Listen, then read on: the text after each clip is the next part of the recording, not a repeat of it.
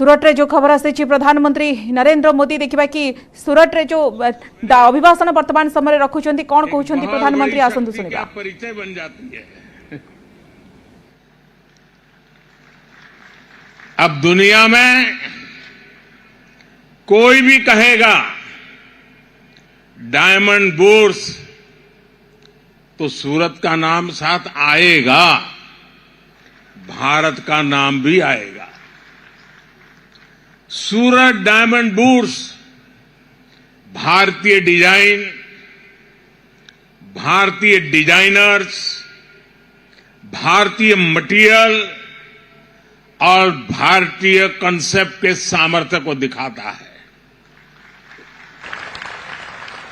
ये बिल्डिंग नए भारत के नए सामर्थ्य और नए संकल्प का प्रतीक है।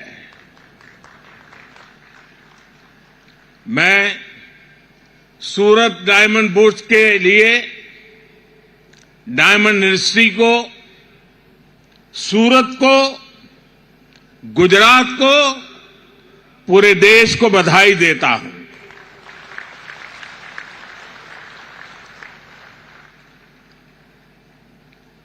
मुझे कुछ हिस्सा देखने का अवसर मिला क्योंकि मैं नहीं चाहता था कि आप लोगों को ज्यादा इंतजार करना पड़े, लेकिन मैंने कहा इनको, पुराने दोस्त हैं तो कुछ न कुछ बताता रहता हूं। मैंने कहा कि आप जो एनवायरनमेंट की दुनिया के वकील है, ग्रीन बिल्डिंग क्या होता है जरा बुला करके दिखाइए। दूसरा मैंने कहा पूरे देश से आर्किटेक्चर और स्ट्रक्चरल इंजीनियर के जो स्टूडेंट्स हैं उनको कहिए कि आप आइए और स्टडी कीजिए कि बिल्डिंग की रचना आधुनिक रूप में कैसे होती है।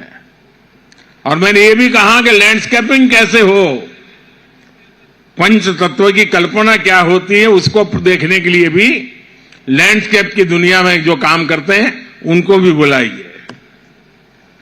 साथियों, आज सूरत के लोगों को, यहां के व्यापारियों, कारोबारियों को दो और उपहार मिल रहे हैं। आज ही सूरत एयरपोर्ट के नए टर्मिनल का लोकार्पण हुआ है और दूसरा बड़ा काम यह हुआ है कि अब सूरत एयरपोर्ट को इंटरनेशनल एयरपोर्ट का दर्जा मिल गया है। सूरतियों की बरसों पुरानी मांग आज पूरी हुई है।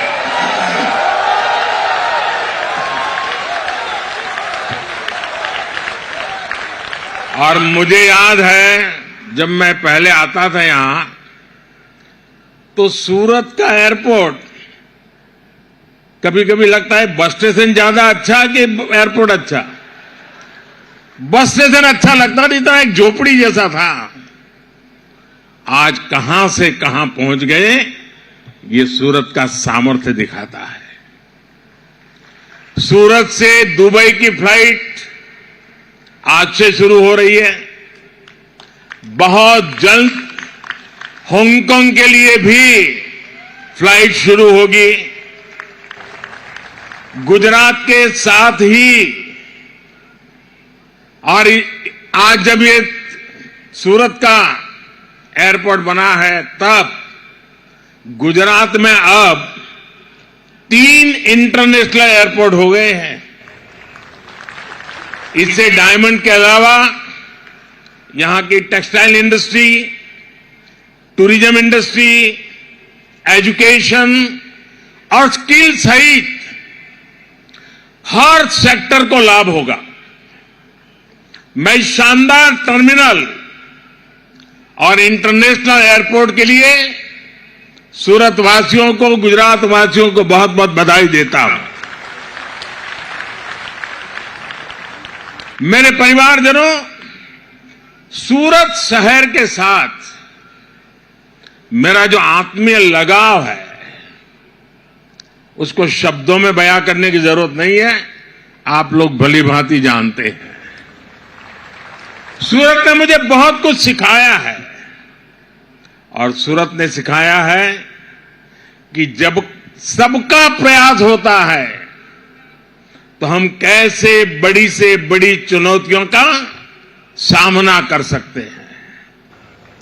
सूरत की मिट्टी में ही कुछ बात है जो इसे सबसे अलग बनाती है और सूरतियों का सामर्थ्य, उसका मुकाबला मिलना मुश्किल होता है। हम सब जानते हैं कि सूरत शहर की यात्रा कितने उतार चढ़ावों से भरी रही है।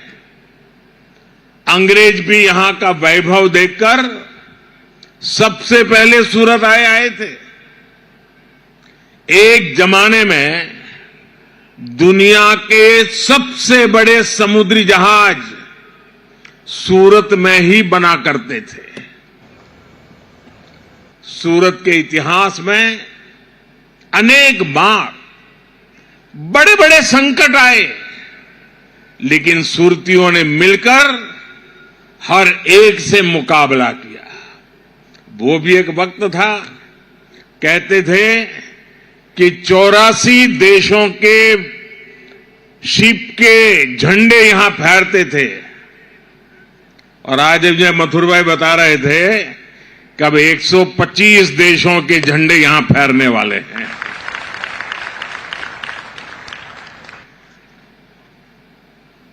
कभी गंभीर बीमारियों में सूरत फंस गया, कभी तापी में बाढ़ आई।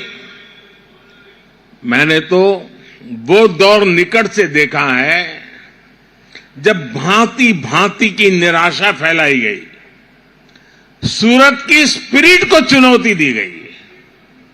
लेकिन मुझे पूरा भरोसा था कि सूरत संकट से तो उभरेगा ही, नए सामर्थ्य के साथ दुनिया में अपना स्थान भी बनाएगा। और आज देखिए, आज ये शहर दुनिया के सबसे तेजी से आगे बढ़ते टॉप 10 शहरों में है। सूरत का स्ट्रीट फूड, सूरत में स्वच्छता, सूरत में स्किल डेवलपमेंट का काम, सब कुछ शानदार होता रहा है। कभी सूरत की पहचान सन सिटी की थी। यहां के लोगों ने अपने परिश्रम में पूरी ताकत से मेहनत की पराकाष्ठा करके इसको डायमंड सिटी बनाया। पंचम श्रेणी छात्रों को गला काटी